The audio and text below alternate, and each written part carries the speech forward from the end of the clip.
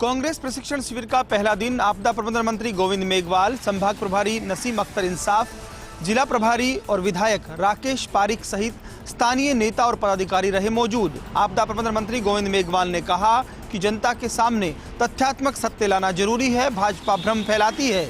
साथ ही साथ उनका कहना था कि इस बात पर फोकस है कि क्या और बेहतर किया जा सकता है कि 2023 में कांग्रेस की सरकार लौटे, क्योंकि 3 सालों में मुख्यमंत्री अशोक गहलोत की अगुवाई में बेहतर काम हुआ है। दरअसल इस प्रशिक्षण शिविर के सहारे कांग्रेस कोशिश कर रही है कार्यकर्ताओं को बूथ स्तर तक मजबूत करने की और कहीं ना कहीं कांग्रेस के इतिहास और उसके योगदान के बारे में ढंग से बताने की। इस दौरान नसीम अख्तर इंसाफ, विधायक राकेश पारिक सहित अन्य लोगों ने भी अपनी बातें रखी। पूर्व मंत्री वीरेंद्र बेनीवाल, जिला अध्यक्ष यशपाल गहलोत भी मौजूद रहे। वहीं पीसीसी चीफ गोविंद सिंह डोटासरा, प्रभारी मंत्री लालचंद कटारिया कल कार्यक्रम में शिरकत करेंगे।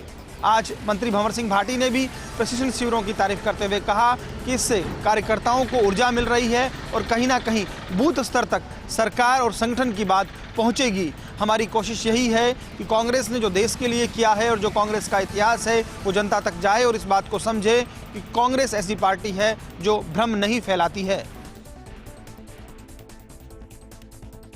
पंजाब में 117 विधानसभा सीटों पर मतदान हो गया है। शाम 5 बजे तक 63.44% मतदान दर्ज किया गया।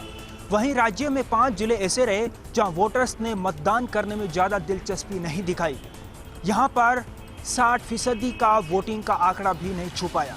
हालांकि राज्य में 5 जिले ऐसे भी रहे जिनमें मतदान 70% के पार पहुंच गया। इनमें से सबसे ज्यादा 73.45% मतदान मानसा में हुआ, जबकि मोहाली में राज्य में सबसे कम 53.10% मतदान दर्ज किया गया।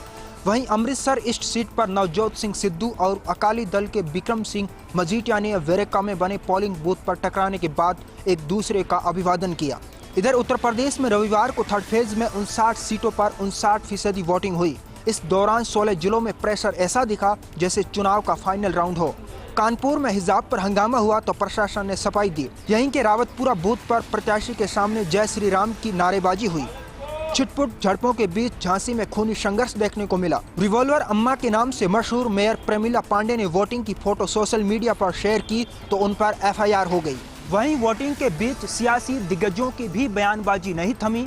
PM मोदी ने कहा कि यूपी में कई धमाके हुए थे, समाजवादी पार्टी ने आतंकियों को बचाने का प्रयास किया था।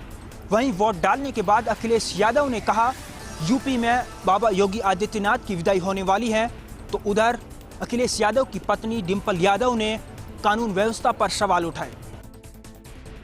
उत्तर प्रदेश के हरदोई और उन्नाव में प्रधानमंत्री नरेंद्र मोदी ने रैली को संबोधित किया। इस दौरान PM मोदी ने समाजवादी पार्टी पर जमकर निशाने साधे।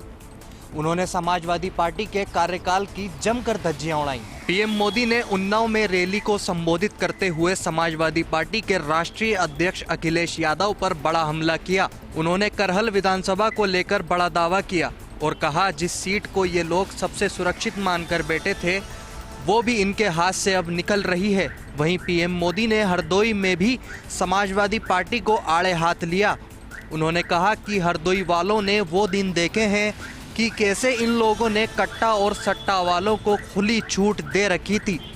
वहीं PM मोदी ने कहा कि 10 मार्च को हम सबको अगर पहली होली भाजपा की बम्पर जीत के साथ मनानी है तो हमें इसकी तैयारी पोलिंग बूथ से ही करना पड़ेगी। वहीं रैली में प्रधानमंत्री नरेंद्र मोदी ने अहमदाबाद बम धमाके का भी जिक्र किया।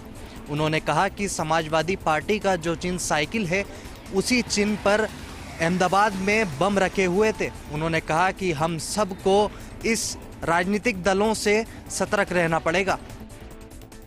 देश प्रदेश में चौतरफा मची शादियों और सावों की धूम के बीच कोटा में आज एक दर्दनाक सड़क हादसे में 9 लोगों की मौत ने चौतरफा मातम पसरा दिया।